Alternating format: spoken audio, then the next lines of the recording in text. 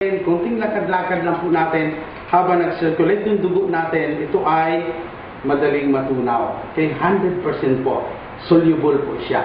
So madali siyang makapasok or mag-function, magtrabaho sa loob ng ating katawan. Okay?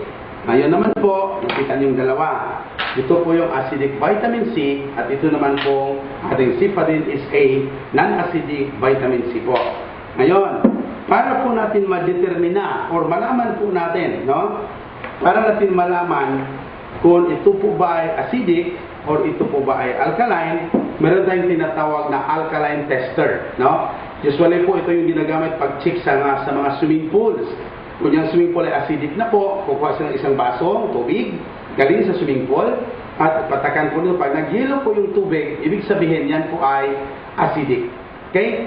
Okay, halimbawa po, meron kayong aquarium, nagkakamatay yung isda nyo, meron namang pagkain. Yun pala, pag-check nyo sa tubig, pag nag-yellow po yung tubig noon, yan po ay acidic.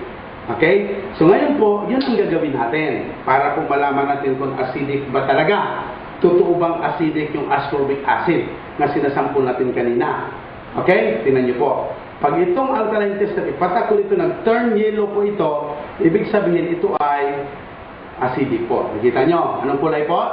Yellow. So, ibig sabihin ito ay acidic po to, no? Ngayon naman po, itong ating produkto, vitamin C, Cefadin is a, sodium ascorbate po, i-check po natin kung ito ay mag-yellow, ibig sabihin acidic po pala ito. Pag ito naman po ay nag-blue, ibig sabihin po ito ay alkaline po. Nakita niyo po? Pinapalapakan natin yan. Napakaganda ng ating produkto. Ito ay alkaline base, kaya po siya ay naging blue. So, ganito po siya, no? Ito po yung mahalagang bagay ito. Sa pamagitan nito po, na-discover natin na ito palang mga ordinaryong ascorbic acid po na bibili natin ay acidic po dahil dito. At nalaman po natin ng ating vitamin C, Cefadin is a non-acidic po, alkaline base, nalaman din po natin dahil sa tester na ito. Ito po, bigyan ko ng example.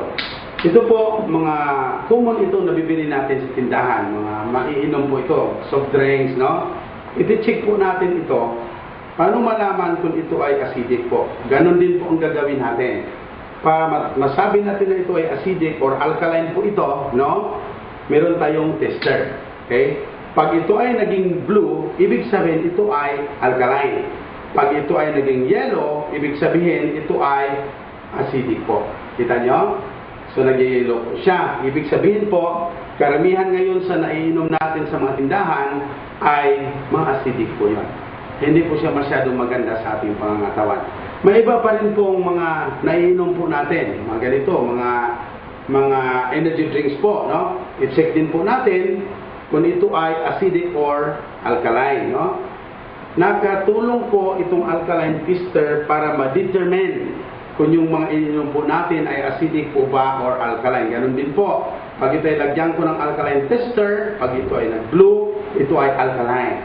Ngunit pag ito ay naging yellow, ito po ay acidic. Tingnan po natin. So, nakita nyo po, the fact na ito ay nag-yellow, yan po ay acidic.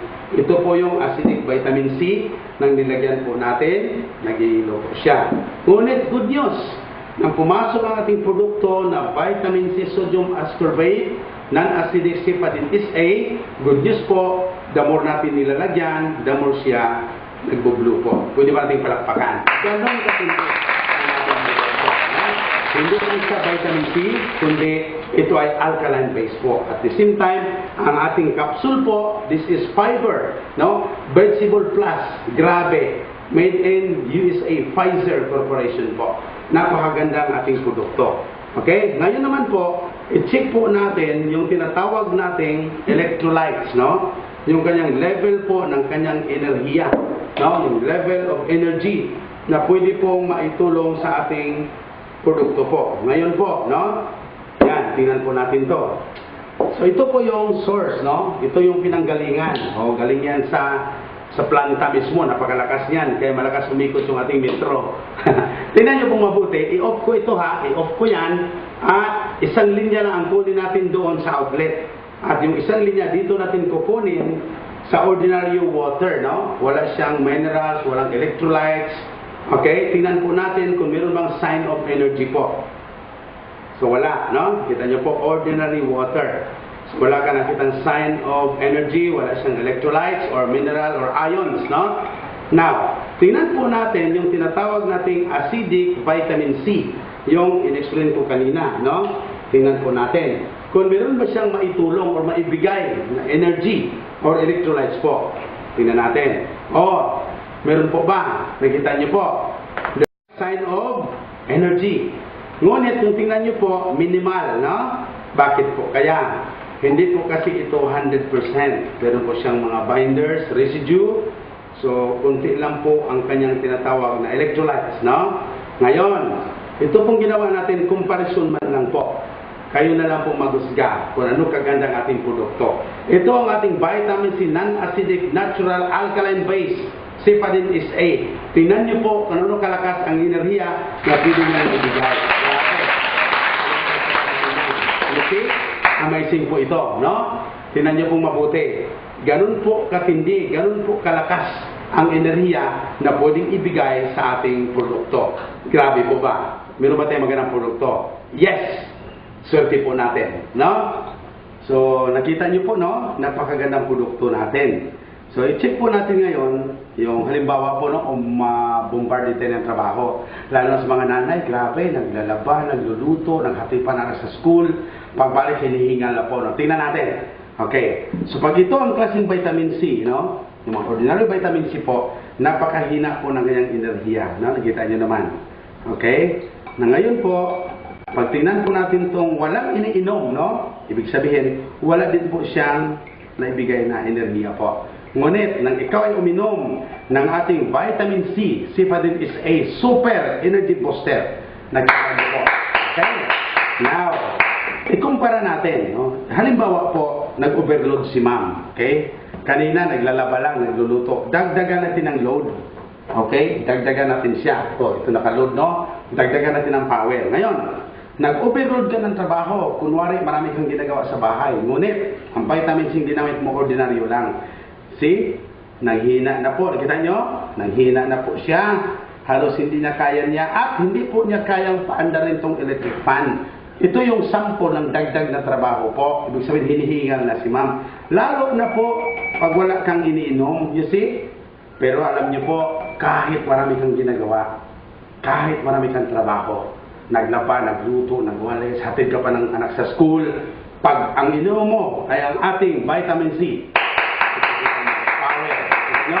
kaya-kaya. Ipansin niyo po, ganun po ang level ng energy na maibigay niya. You understand? Grabe po ba? Amazing po ba? Not only that, okay? Ang ating produkto, hindi lang po siya energy booster. Ito ay detoxifier po at galit na galit ito sa mga acid. Ito po, isang soft drink po, no? Wala itong pangalan, no? Nabili lang namin ito, wala itong pangalan ang nabili namin. Pasensya na kayo, no? Okay, bubuksan natin to. Tingnan po natin kung mataas ba ang level ng kanyang acid, no? Pag mataas po, galit na galit yung ating produkto. Pag may acid po, lalo na sa katawan natin, pag marami tayong acid sa katawan, in-neutralize po niya. Tingnan nyo mabuti kung ano mangyayari. Pag ikaw ay acidic, kung ikaw to, at uminom ka ng ating amazing vitamin C. Okay? Cephalin is a non-acidic, natural at alkaline base po ito. Okay, tanggalin natin sa shell at lalagyan natin. Kunwari, ikaw yung acidic at uminom ka. Ano nangyari po? Kayo ganun pong resulta. Napansin niyo po, napakaganda ng ating produkto. Lumalabas po yung mga acid sa katawan natin. Dahil po sa ating produkto. Pwede ba palakpakan? So, at the same time po, yung ating capsule, yung ating shell. Okay? This is fiber, caramel. Okay? Vegetable capsule, B+. Pfizer po ito gawa sa USA.